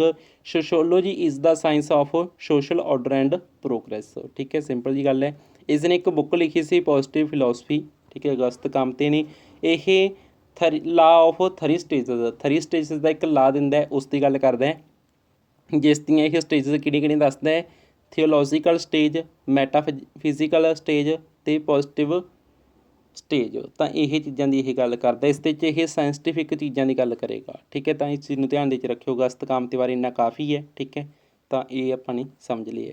ਨੈਕਸਟ ਆਪਾਂ ਗੱਲ ਕਰਦੇ ਹਾਂ ਕਾਰਲ ਮਾਰਕਸ ਦੀ। ਕਾਰਲ ਮਾਰਕਸ ਦੇ ਵਿੱਚੋਂ ਇਹਨਾਂ ਨੇ ਕੁਐਸਚਨ ਪੁੱਛਿਆ ਸੀ। ਤਾਂ ਕਾਰਲ ਮਾਰਕਸ ਸੀ ਜਿਹੜਾ, ਇਹ ਕਲਾਸ ਸਟਰਗਲ ਜਾਂ ਜਿਹਨੂੰ ਕੰਫਲਿਕਟ ਥਿਊਰੀ ਕਹਿ ਸਕਦੇ ਹਾਂ, ਉਸ ਦੀ ਗੱਲ ਕਰਦਾ ਹੈ। ਕੰਫਲਿਕਟ ਮਤਲਬ ਹੁੰਦਾ ਦਵੰਦ, ਮਤਲਬ ਕਿ ਇੱਕ ਕਹਿ ਸਕਦੇ ਹਾਂ ਆਪਸੀ ਸੰਘਰਸ਼ ਕਹਿ ਸਕਦੇ ਹਾਂ, ਜਾਂ ਦਵੰਦ, ਕੰਫਲਿਕਟ ਕਹਿ ਸਕਦੇ ਹਾਂ ਆਪਾਂ। ਤਾਂ ਇਸ ਦੇ ਵਿੱਚ ਇਹ ਕਿਹੜੇ ਕੰਫਲਿਕਟ ਦੀ ਗੱਲ ਕਰਦਾ? ਕਹਿੰਦਾ ਮਤਲਬ ਮੈਂ ਇਹਦੀ ਉਦਾਹਰਨ ਦੇਣੀ ਚਾਹੁੰਦਾ, ਜਿਵੇਂ ਇਸ ਨੇ ਮਤਲਬ ਦਿੱਤੀ ਹੈ ਕਾਰਲ ਮਾਰਕਸ ਨੇ। ਇਹਦੀ ਥਿਊਰੀ ਨੂੰ ਆਪਾਂ ਕਲਾਸ ਸਟਰਗਲ ਜਾਂ ਕੰਫਲਿਕਟ ਕਹਿ ਸਕਦੇ ਹਾਂ, ਠੀਕ ਹੈ, ਦੋਨੋਂ ਤਰੀਕੇ ਨਾਲ। ਇਹ ਕਹਿੰਦਾ ਇੱਕ ਅਮੀਰ ਵਿਅਕਤੀ ਹੈ, ਇੱਕ ਗਰੀਬ ਵਿਅਕਤੀ ਹੈ, ਉਹਨਾਂ ਦੇ ਵਿੱਚ ਆਪਸੀ ਸੰਘਰਸ਼ ਕੀ ਚੱਲਦਾ ਹੈ ਗਰੀਬ ਅਮੀਰ ਦੇ ਕੋਲ ਕੰਮ ਕਰਨ ਲਈ ਜਾਂਦਾ ਹੈ। ਕਿਉਂ? ਕਿਉਂਕਿ ਉਸਨੇ ਰੋਜੀ ਕਮਾਉਣੀ ਹੈ, ਆਪਦੀ ਰੋਟੀ ਕਮਾਉਣੀ ਹੈ, ਪੈਸੇ ਕਮਾਉਣੇ ਨੇ, ਭੁੱਖਾ ਮਰਨ ਤੋਂ ਬਚਣਾ ਹੈ, ਤਾਂ ਉਹ ਇਸ ਲਈ ਕੰਮ ਕਰਨ ਜਾਂਦਾ ਹੈ। ਹੁਣ ਜੋ ਅਮੀਰ ਵਿਅਕਤੀ ਹੈ ਉਹ ਮਜ਼ਦੂਰ ਨੂੰ ਕੰਮ 'ਤੇ ਕਿਉਂ ਰੱਖਦਾ ਹੈ? ਕਿਉਂਕਿ ਉਸਨੇ ਹੋਰ ਅਮੀਰ ਹੋਣਾ ਹੈ। ਤਾਂ ਉਹ ਇਹ ਗੱਲ ਆਖਦਾ, ਕਹਿੰਦਾ ਜਿਸ ਦੇ ਹੱਥ 'ਚ ਕੀ ਹੈ ਵੀ ਸੱਤਾ ਹੈ, ਮਤਲਬ ਜਿਸ ਕੋਲ ਤਾਕਤ ਹੈ, ਉਹ ਹੋਰ ਅਮੀਰ ਹੋਣਾ ਚਾਹੁੰਦਾ ਹੈ। ਅਤੇ ਜਿਹੜਾ ਗਰੀਬ ਹੈ ਉਹ ਮਤਲਬ ਆਪਣੀ ਰੋਜੀ ਰੋਟੀ ਕਮਾਉਣ ਦੇ ਲਈ ਉਸ ਕੋਲ ਜਾਂਦਾ ਹੈ। ਮਤਲਬ ਕਿ ਨਾ ਅਮੀਰ ਨੂੰ ਸਰਦਾ ਨਾ ਗਰੀਬ ਨੂੰ ਸਰਦਾ, ਉਹਨਾਂ ਦੇ 'ਚ ਆਪਸੀ ਕੀ ਹੈ, ਸੰਘਰਸ਼ ਹੈ, ਆਪਸੀ ਕੰਫਲਿਕਟ ਹੈ। ਠੀਕ ਹੈ, ਤਾਂ ਇਸ ਚੀਜ਼ ਦੀ ਗੱਲ ਉਹ ਕਰਦਾ ਹੈ। ਉਹ ਕਹਿੰਦਾ ਇੱਕ ਉਹ ਵਰਗ ਹੈ, ਦੋ ਵਰਗਾਂ ਦੀ ਗੱਲ ਕਰਦਾ ਇਹ। ਇੱਕ ਉਹ ਵਰਗ ਹੈ ਜਿਸ ਦੇ ਕੰਟਰੋਲ ਅਤੇ ਅਧਿਕਾਰ ਵਿੱਚ ਉਤਪਾਦਨ ਦੇ ਸਾਧਨ ਹੁੰਦੇ ਹਨ, ਉਹਦੇ ਕੋਲ ਸਾਧਨ ਹੁੰਦੇ ਨੇ। ਅਤੇ ਦੂਸਰਾ ਉਹ ਵਰਗ ਹੈ ਜਿਸ ਕੋਲ ਉਤਪਾਦਨ ਦੇ ਸਾਧਨ ਨਹੀਂ ਹੁੰਦੇ, ਉਹ ਆਪਣੀ ਮਿਹਨਤ ਅਤੇ ਕਿਰਤ ਵੇਚ ਕੇ, ਮਤਲਬ ਹੱਥੀਂ ਕੰਮ ਕਰੂਗਾ, ਉੱਥੇ ਜਾ ਕੇ ਖਪੂਗਾ, ਸਾਰੀ ਦਿਹਾੜੀ ਕੰਮ ਕਰੂਗਾ। ਠੀਕ ਹੈ, ਫਿਰ ਉਹ ਜੀਵਿਕਾ ਕਮਾਉਂਦਾ, ਆਪਣੀ ਰੋਜ਼ੀ ਰੋਟੀ ਫਿਰ ਕਮਾਉਂਦਾ ਹੈ। ਠੀਕ ਹੈ, ਅਤੇ ਉਸਨੇ ਸਾਰਾ ਦਿਨ ਕੰਮ ਕੀਤਾ, ਫਿਰ ਉਸਨੂੰ ਪੈਸੇ ਮਿਲੇ। ਹੁਣ ਵੱਡਾ ਵਿਅਕਤੀ ਸੀ ਜਿਹੜਾ ਉਸ ਕੋਲ ਸਾਧਨ ਸੀ, ਉਸ ਕੋਲ ਹੋ ਸਕਦਾ ਹੈ ਕੰਮ ਕਰਨ ਲਈ ਕੋਈ ਫੈਕਟਰੀ ਹੋਵੇ, ਉਹਨੇ ਉਹ ਫੈਕਟਰੀ ਲਗਾ ਲਈ ਕਿਉਂਕਿ ਉਹਦੇ ਕੋਲ ਫੈਕਟਰੀ ਇੱਕ ਸਾਧਨ ਹੈ। ਪਰ ਉਹ ਗਰੀਬ ਨੂੰ ਉੱਥੇ ਕੰਮ ਕਰਨ ਲਈ ਜਾਣਾ ਪਊਗਾ। ਠੀਕ ਹੈ, ਕਿਉਂਕਿ ਉਹਨੇ ਰੋਜੀ ਰੋਟੀ ਕਮਾਉਣੀ ਹੈ। ਤਾਂ ਇਸ ਤਰੀਕੇ ਨਾਲ ਦੋ ਵਰਗ ਨੇ, ਅਤੇ ਇਸ ਲਈ ਉਹਨਾਂ ਵਿਚਕਾਰ ਕਹਿੰਦਾ ਸੰਘਰਸ਼ ਹੁੰਦਾ ਰਹਿੰਦਾ, ਜਿਹਨੂੰ ਇਹ ਵਰਗ ਕਹਿ ਸਕਦੇ ਹਾਂ, ਵਰਗ ਸੰਘਰਸ਼ ਯਾਨੀ ਕਿ ਸਟਰਗਲ ਆਖਦਾ ਹੈ, ਅਤੇ ਜਾਂ ਕਹਿ ਲਓ ਕੌਨਫਲਿਕਟ ਆਖਦਾ ਹੈ। ਤਾਂ ਇਸ ਤਰੀਕੇ ਨਾਲ ਇਸਨੇ ਇੱਕ ਅਪਰ ਕਲਾਸ, ਇੱਕ ਲੋਅਰ ਕਲਾਸ, ਉਹਨਾਂ ਦੇ ਵਿੱਚ ਸਟਰਗਲ ਨੂੰ ਦਿਖਾਤਾ ਹੈ।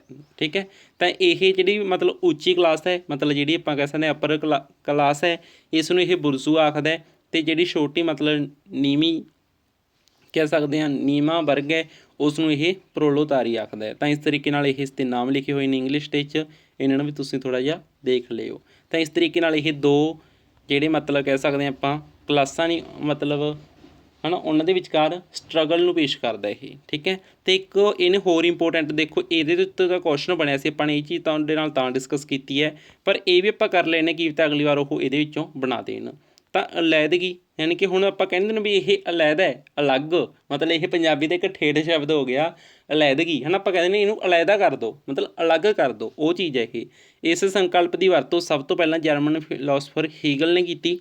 ਠੀਕ ਹੈ, ਫਿਰ ਇਸ ਸੰਕਲਪ ਨੂੰ ਫਿਊਰਬਾਖ ਨੇ ਵਿਕਸਿਤ ਕੀਤਾ। ਕਾਰਲ ਮਾਰਕਸ ਨੇ ਇਸ ਸੰਕਲਪ ਦੀ ਵਰਤੋਂ ਆਪਣੀ ਪੁਸਤਕ ਇਕਨੋਮਿਕ ਅਤੇ ਫਿਲੋਸਫੀਕਲ ਮਨੂਸਕ੍ਰਿਪਟ 1847 ਵਿੱਚ ਕੀਤੀ। ਤਾਂ ਇਹਨੇ ਆਪਣੀ ਪੁਸਤਕ ਦੇ ਵਿੱਚ ਅਲੈਦਗੀ ਸੰਕਲਪ ਨੂੰ ਵਰਤਿਆ ਕਿਹਨੇ? ਕਾਰਲ ਮਾਰਕਸ ਨੇ।